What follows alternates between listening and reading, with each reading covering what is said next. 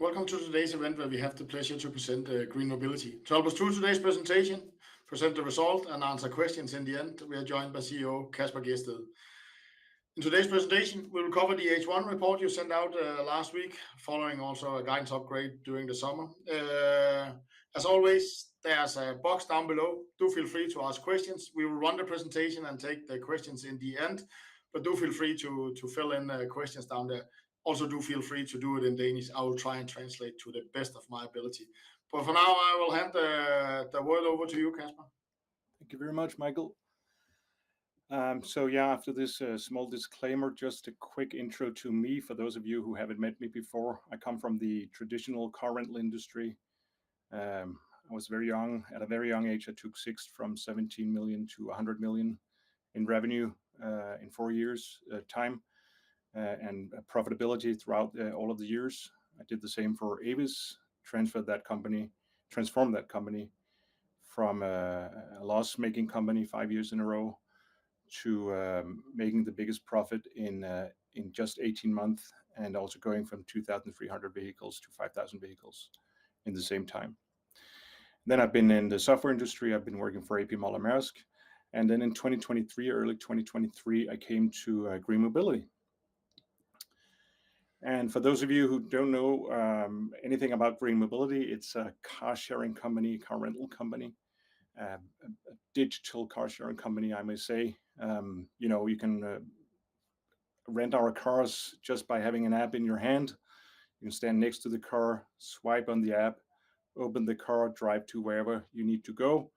And then when you're done with the car after 10 minutes, 10 hours or 10 days, you just swipe again, and we will take the money from your account and you will get an invoice from us. It's as easy as that. And more than 100,000 people are doing that on a monthly basis now. And GreenMobility, just very shortly on our story here, on our journey.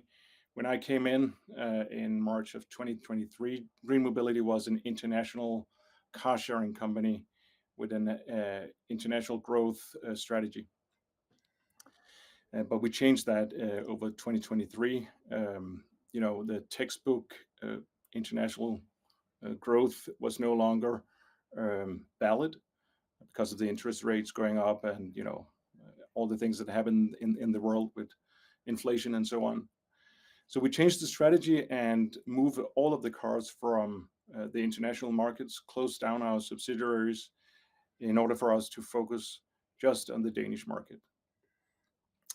And as you can see on the results that I'm going to present for the first half of 2025, I think that strategy has worked very well. Our fleet, it consists of primarily Renault Zoes. I'm sure that if you have ever been to Copenhagen or Aarhus over the last 12, 18 months, I'm sure that you've seen one of our cars. So Renault Zoes is the backbone of our fleet. It's a small city car with a relatively big size battery. We also have vans, cargo vans. We have premium cars, primarily Polestars and Renault Megane. And then this year we have introduced a 7-seater car, the ID Bus, for groups and sports clubs and all sorts of activities where you cannot fit 5 in a car. And that has also worked very well. It's also very good for the airport, by the way. I know that because my wife is not traveling light. So we took one to the airport with all of our bags, all of her bags, I should say. Anyway, that was about our fleet. Now let's have a look at the results for the first half of 25. The revenue increased with 29%, up to 74 million. A very good growth rate that we see for the revenue that has really picked up. And on the EBITDA level, that's an even better improvement, 76% up versus first half of 24. And not least, our profit here is now around 6 million Danish crowns compared to the first half of 2024, where we lost around 24-25 million crowns. So it's an improvement of more than 30 million in just 12 months. Yeah, and I think that speaks volumes of where we have moved in the direction that we're moving for this company.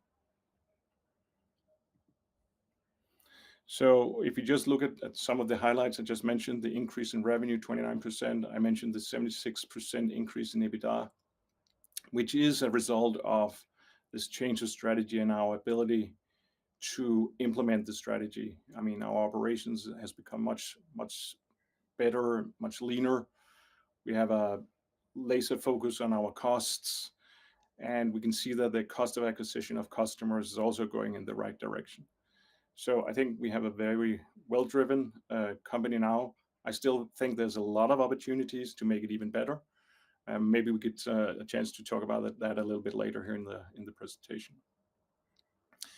And what is also important is that we now see the financial expenses are lower, driven by a lower debt. I have a slide on that after this one.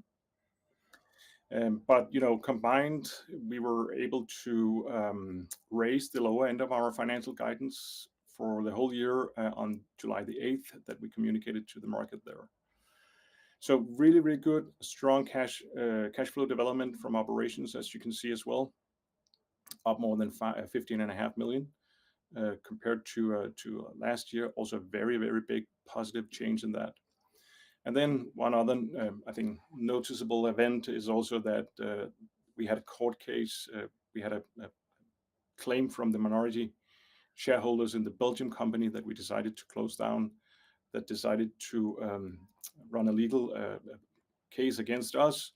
And we were very clear from the very beginning, we didn't think that there was any chance that they would win that, and or the court agreed with us on that as well. So very satisfied with that. Obviously, they can take it to the next level court. So let's see, they have, I think it's this month, and let's see what the decision will be. But very strong foundation if they decide to take it to the next level. If we look at the balance and the cash flow, as mentioned, the loan and lease liabilities has decreased, and this is what has led to the lower financial cost. If you look at the loan obligations, they're down 19%, and if you look at the lease liabilities, they're down 11%. So also a very, very good development in that. The cash flow, as mentioned, strong development in cash flow, and it actually means that we are now self-sustaining, which is self-sustaining, profitable business. Cash position in the first half of 25 was 8 million. And this, stronger balance, it just gives us a whole better foundation for negotiating and making our financial terms even better with our finance partners and the banks. So very, very, very optimistic. When the ball is rolling in the positive direction, it's much easier to make it roll even faster, if you know what I mean. And just a little notice, because I think the cash flow shows a very good, it paints a very good picture of our development as a company over the last 3 years. Like since 2023, when I came in, we had a very weak balance sheet and weak operations. So in 24, we changed that. We moved the cars. Obviously, that cost a lot of money to close down all the international markets. So we had a weak balance sheet and a strong operations. But now 2025, I think this is where we really can see the results of the change in strategy, because now we have an even stronger balance sheet and even stronger operations. So very, I think it's a good picture of the development that we have been through as a company. And that ends up with the guidance. On the 8th of July, as mentioned, we increased the low end of our guidance, so that the guidance is now there's going to be a revenue growth for the whole year of 10 to 13% and an EBITDA growth of 25 to 40%. So that's for this year. And then I think it's one of the events and one of the things that was major in the first half was that I publicly went out and say, we are ready for self-driving cars, robocars, if you will. And I went to Berlingske, one of the biggest newspapers in Denmark, and we had a very good article there. Because the fact of the matter is that the technology is there now. and we are ready. And I think we have a very, very strong case as a company for taking and owning this space of self-driving mobility in Copenhagen, in Aarhus, but well, in general in Denmark actually, because we have the customers already. We know where the customers are going. We know when they're going. We know which cars they drive in. We know how much they're willing to spend, and so on and so forth. So we're sitting on I think I mentioned it before. I think we're sitting on a gold mine of gold, or a pile of gold in terms of data that really has some strong potential. So I can't wait to get this technology phased in Denmark. It will give us some tremendous positive changes to our P&L as well. I don't know, maybe Michael, I think I can talk for hours about this, but maybe we should actually have a whole event about it. Yeah, I think so, and dig a little bit deeper into how can this actually boost your business? Where will it lower your cost? What are the ups and downs, and how actually your business will look if you had running self-driving cars? I think we should take an event where we dig into the assumptions and all the parameters of that. Yes, I'd love to do that. Perfect. Okay. Yeah, but let's jump into questions. We have a lot, so is the Søllerød experiment, or is experiment you are testing using satellite cities and see if it's profitable? How has those trials shown, and does it look like you can use satellite cities, meaning you can increase the area where you are situated, and which city could then be the next? Yeah, so we did a test together with the EU and Rudersdal and the region, insofar to check if it was viable business for us to be in what we call Rudersdal and Søllerød, whatever we call it here, up there. And we have concluded that it was actually a good idea, and we see a good business up there. We see that there's a good positioning of the cars between the major zone that we have and then all of these satellites. We also have satellites in other places like Høje-Taastrup and Roskilde, and what we do is that we put a one-way fee of them on these satellites. So if you drop the cars in one of these satellite zones, it's more costly than just to take it within the main zone. But it was a success, and we're continuing to have it, and obviously we're looking into other zones as well. And you can't, I guess you don't want to tell your competitors which those zones are. Perfect. There's a question here. You had a negative bottom line in Q1. Why didn't you present that in the Q1 trading statement? And why did you have this deficit in Q1 all the way down on the bottom line? Mm-hmm. So we didn't present it because it was not a part of our guidance. And with regards to Q1 is always the weak quarter for us. It's like, Tivoli has a weak quarter in Q1, I'm pretty sure as well. Not as many people wants to take a car. Well, first and foremost, they spend all their money during Christmas on Christmas gifts and partying there. And it is the lower months for us. There are not so many customers in the city who are willing to take a car. They also don't have, they're not going to whatever the places they're going, like a summer day, to the beach or something like that in January. So they are always, Q1 is always lower than that. And it's a trading statement you release in Q1 and Q3. Is that correctly understood, that you only give the main numbers? Is that correct? Yeah, I think so. Correct. How has the beginning of Q3 developed, and which factors have been important? I think everybody is talking about the weather and how bad that has been. Maybe that's actually pushing people into their cars. I don't know. So a little bit about how Q3 has started and these 1.5 months since you reported, and whether you see some factors being important for driving growth. Let's talk about the weather to begin with, because it is actually a factor. So in the winter time, I'm always crossing my fingers that it's going to be rain and wind and all that, because then you don't want to take your bike. You want to go into a warm, nice EV, right? Take that to work or wherever you're going to, your family, whatever. arrangements that you're doing. In the summertime, it's the opposite, because I really hope that it's good weather so that people will go to Mønsklit or to the beach or arrange something in Funen or wherever. It's a little bit different. That was the weather aspect. The second thing is that in the first half, we also put in, compared to last year, we now have more cars in, substantially more cars in. So the big joke about that was the uptake to cover all of these new cars. Because one thing is you can put in as many cars as you want, but that doesn't give you an increase in customers necessarily. You have to fill out those cars that you put in. So the big joker for us was if we could fill up all of these new cars to the markets in Copenhagen and Aarhus.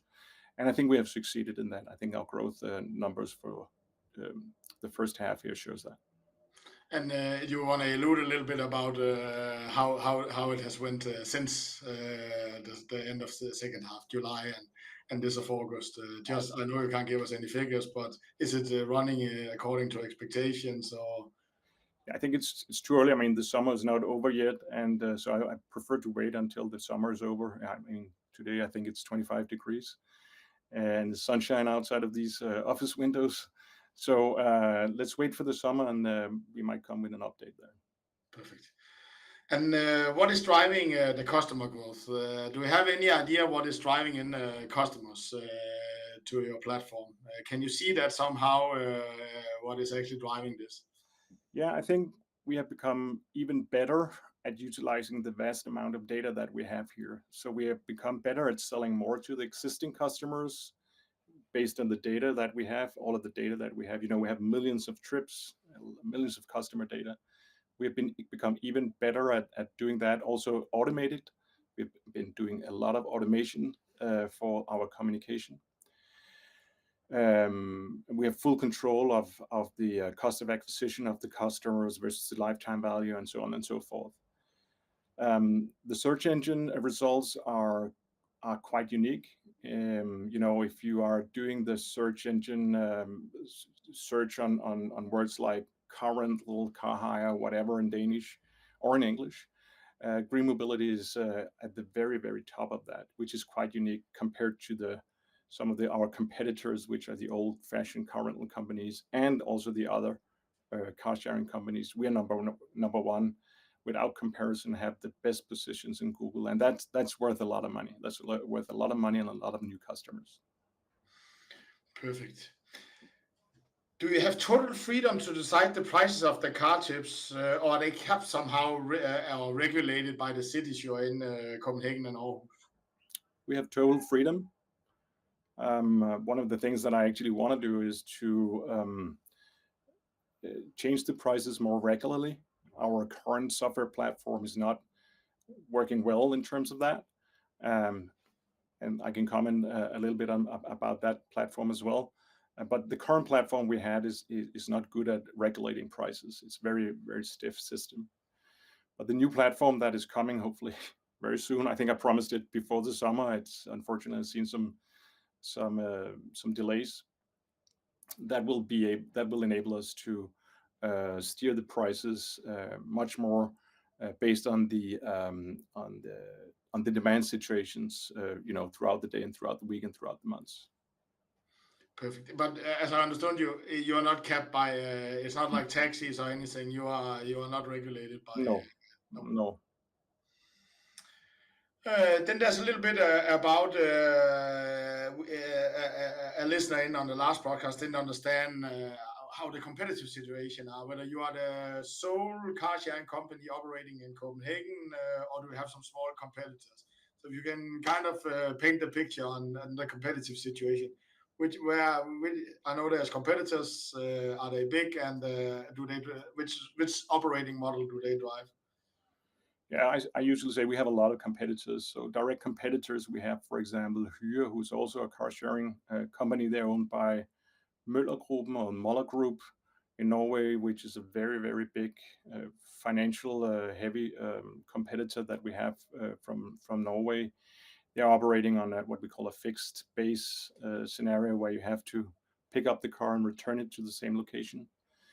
They're also driving diesel cars, gasoline cars. That's not our model. So those are in. We have a few others that are also direct competitors. And then, as I say, we have a lot of competition. We have, the bikes in Copenhagen and Aarhus. There's a lot of competition from them. I took the bike myself today, right, to work because the weather was beautiful, and I love to bike when the weather's good. But when it rains or if there's a little bit wind, I always take a GreenMobility, right? And we have the trains, we have the buses, we have a very narrow network for that. So we have a lot of competition, actually, a lot of opportunities, alternatives for people to choose another mean of transport. We have the metros and so on and so forth. And the size in Copenhagen, on the pure car sharing, do you have that as do you want to? Yeah. So what I've said from the beginning is that we are pursuing a total dominance strategy. I think we are at least 4 times bigger than our closest competitor, and that's why I want to dominate the market completely, and move away any opportunity for making huge gains in taking market shares. So we will fight for every customer and for every car, and put in more cars as necessary, expand our zones and so on, whatever it takes to defend our market shares, as long as it is profitable. Check. And then to the self-driving cars or robot cars, whatever we should call them, there's a question. One is, in general, is there anything new you can elaborate on? And I think let's do the event.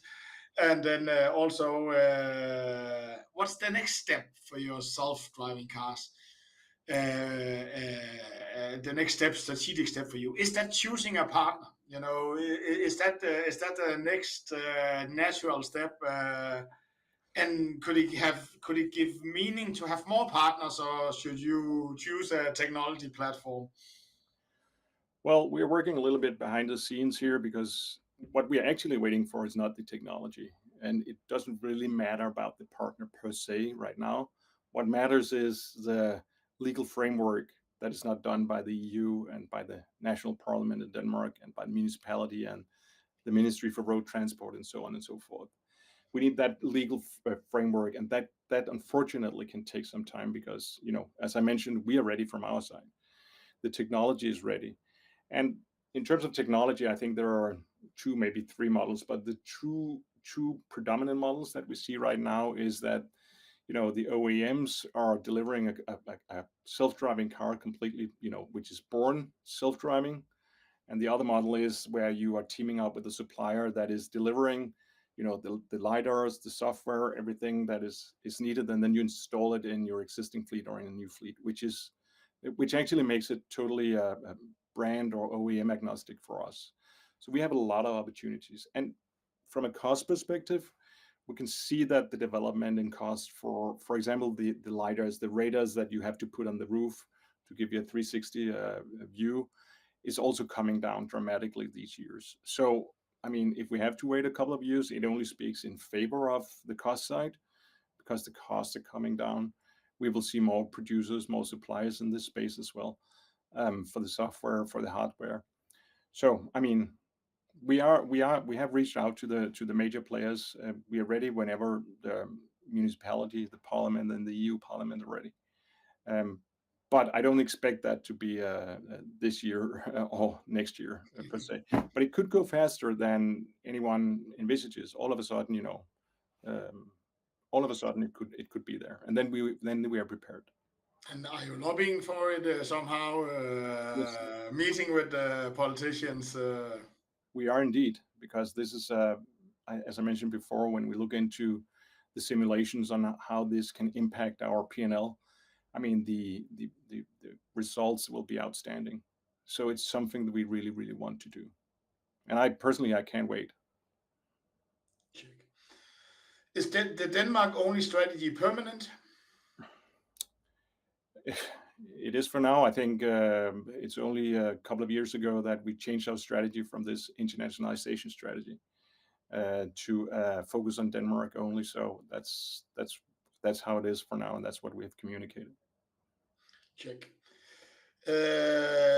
And then there's about the expectation for the second half is lower than what you realized. The growth expectation for the second half is lower than what you realized in H1. Are you expecting any kind of a slowdown in market? Something you have seen out there that is making you less confident on keeping the growth? I wouldn't phrase it like that, but the story about this company is that we have overpromised and underdelivered.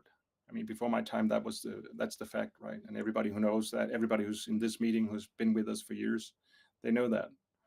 And I don't intend to do that. And I think we have shown that during my tenure at least, that we are what we're promising is also what we're delivering at least. We have a competition right now. We see that between Bolt and Uber, for example, that entered the market, which is a bit fierce. It's the taxi market. I realize that, but that is one of the bigger things that we don't know which direction that is going. If it's going to be a full-on war between two really masters of software and finance. A lot of capital is backing them up. So let's see how that goes. 1 and 2. We also need to finalize the summer here. I need the summer to be completely done before we sort of sit down and take a look at the rest of the year one more time. Perfect. How many cars are you running in Denmark, and how many employees do you have today?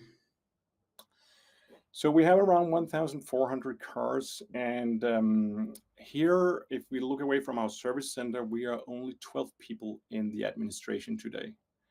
And I think what is interesting is that if you look, I think you can also see that in the H1 report, even though that we have grown 30%, 29% on the top line, and had a tremendous tremendous development in EBITDA and our costs, we haven't increased our total salary. So it's the same amount of people who are able to increase the revenue with 30%. And I think it's the same amount of people from an administration point of view who are able to increase it even further. So our economies of scale are really, really good here. And we see a good trickle-down effect from what we produce on the top line is also going straight down to the very bottom line. And the cars, that's 1,400 still, is that? It's 1,400, yeah. Then is it the long-term leases or leases, isn't that the word in English? Or the short trips that are driving your growth? I know you have a strategy also looking at longer-term leasing, days, weeks, months, maybe even. I'm not sure whether that's a big part of your strategy, but can you elaborate a little bit on which part of the business that is driving your growth? I think it's a good mix. I think one of the success stories about this is that we have been able to create a good mix. I'll give you an example. So in the summertime, when all of our commuter customers are going out of the city for vacation, we are actually morphing into what we call it, more of a traditional, except that it's not traditional, but more into a rental car company where the customers are renting the cars for 3 hours, 5 hours, 1 day, 2 days, even for weeks for their summer vacation.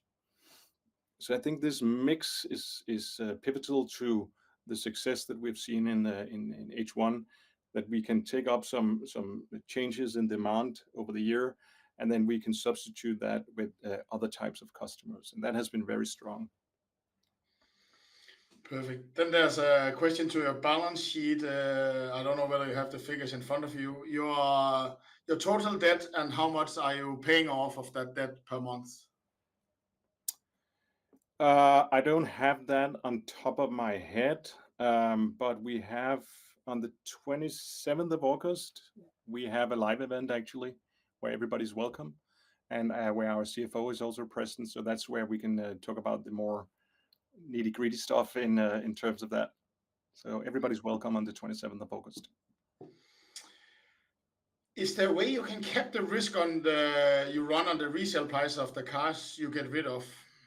Say that again, please. Is there a way you can put a cap on the risk on you run on the resale prices of the cars you get rid of? Yes.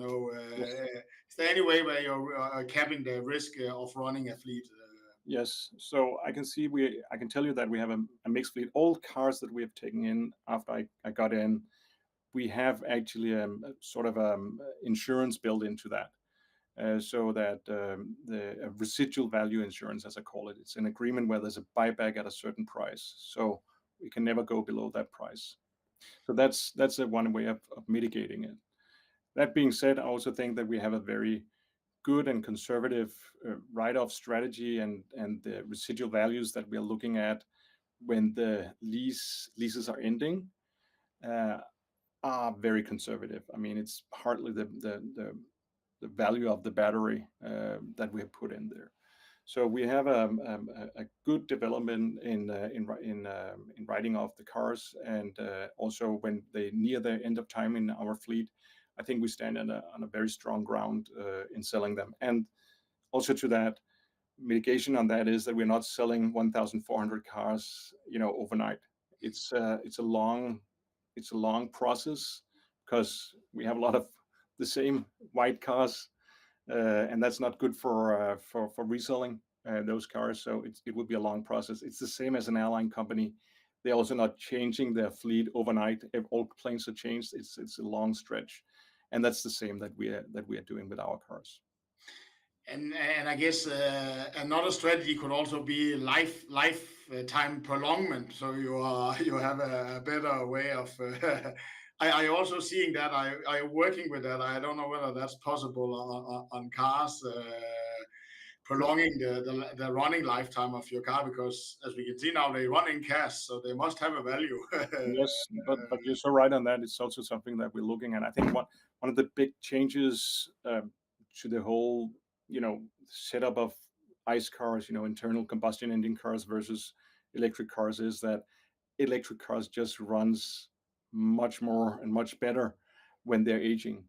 That's also what we can see with our cars. I know, I've been in the rental car industry. I know how cars are developing over time in the rental industry. But the fact is that electric vehicles do not need to change as many parts from a mechanical point of view as an ICE car. That means that it actually pays off to keep them a little longer and to get your TCOs lower on that one. And it also gives you a security in terms of the residual values at the end here. So the longer you have them, the more security you have in your residual values. So yes, definitely compared to the old-fashioned car rental companies and the leasing companies, these cars can now be kept for longer. And I think it's a change that we'll see not just in our end of the business, but probably also in the leasing world, where we will keep the cars are being kept for longer, because all of the reparations are not coming to the same extent as we see with ICE cars. Perfect. Do you see any M&A opportunities?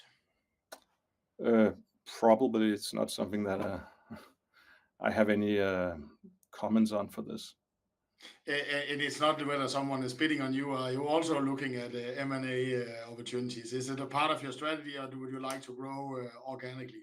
It's not part of my job, so you have to ask the board about that. Yes, yeah, but I will redirect the question to them. Are you comfortable with your capital structure? Do you see any need for raising new capital? No, I mean, I think we are. I think I have to give the normal. I don't know what you call it, a standard answer for that. We are constantly monitoring how that looks, and we will act accordingly. That's the standard answer. Perfect. Yeah, but I think that was the last question. Thank you, Kasper, for taking us through your result and answering questions, and thank you for the audience listening in.